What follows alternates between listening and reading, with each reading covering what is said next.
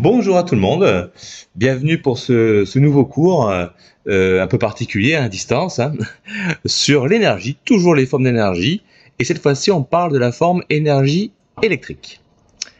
Alors on a beaucoup parlé ensemble des centrales électriques, comme par exemple l'éolienne, qui est une centrale en fait, simple, avec le vent qui fait tourner une hélice, et des pales on va dire, et ça va donc ensuite générer un courant électrique.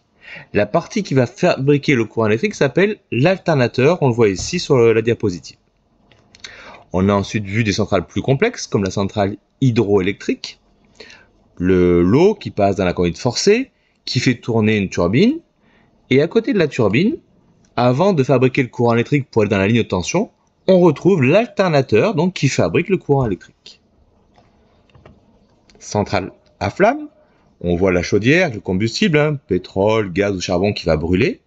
Fabrication de vapeur, la turbine qui va donc tourner, et toujours à côté de la turbine, l'alternateur, encore une fois, qui va fabriquer le courant électrique pour l'envoyer ensuite dans la ligne de tension. Centrale plus complexe, centrale nucléaire.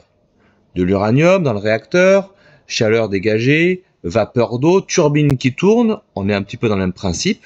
Et à côté de la turbine, on retrouve l'alternateur qui va fabriquer le courant électrique avant de l'envoyer dans la ligne haute tension.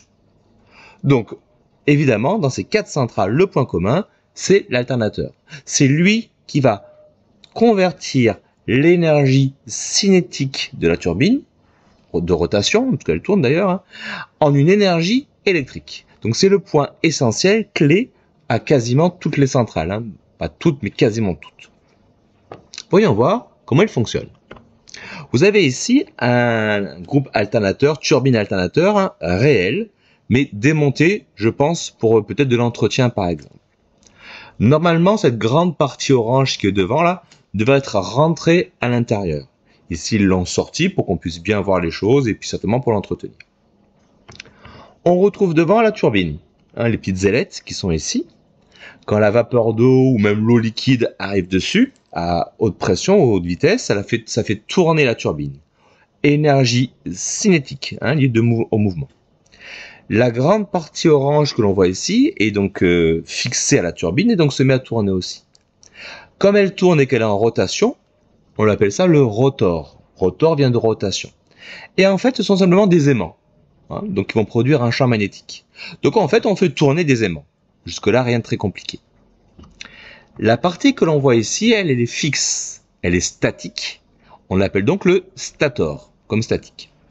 Et c'est aussi très simple, c'est un fil en cuivre qui est entouré, d'accord. Donc ça fait une bobine en fil de cuivre, en fait, seulement, qui va entourer le rotor quand il est à l'intérieur. Donc quand tout est en fonctionnement, il faut imaginer que le rotor donc se met en rotation. Le fait de faire tourner donc les aimants va donc faire varier le champ magnétique, va faire tourner entre guillemets le champ magnétique, et ça a pour effet de fabriquer un courant dans le fil de cuivre du stator. Tout simplement, il y a un phénomène physique qui se passe quand un champ magnétique change, varie, tourne à côté d'un fil en cuivre, ça produit un courant électrique dans le fil en cuivre.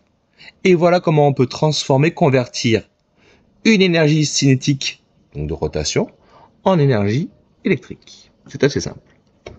Si j'avais pu être en classe avec vous, j'aurais bien aimé, si mon tendon m'avait laissé tranquille, et ben voilà l'expérience qu'on aurait faite. J'aurais pris une bobine de fil de cuivre reliée à un voltmètre, et un aimant à côté. Quand l'aimant est immobile, 0 volts, comme c'est sur la photo, et dès que j'aurais rapproché l'aimant, enfin que j'aurais fait bouger l'aimant, j'aurais fait donc bouger le champ magnétique, un courant serait apparu donc dans la bobine ici, et donc j'aurai un courant qui serait apparu donc sur le multimètre. D'ailleurs, j'ai dit voltmètre, ça serait plutôt d'ailleurs en l'occurrence un ampèremètre, parce que pour mesurer un courant, ça serait plutôt l'ampèremètre qu'on j'aurais utilisé. Bon, peu importe, c'est pas ça qui est très grave.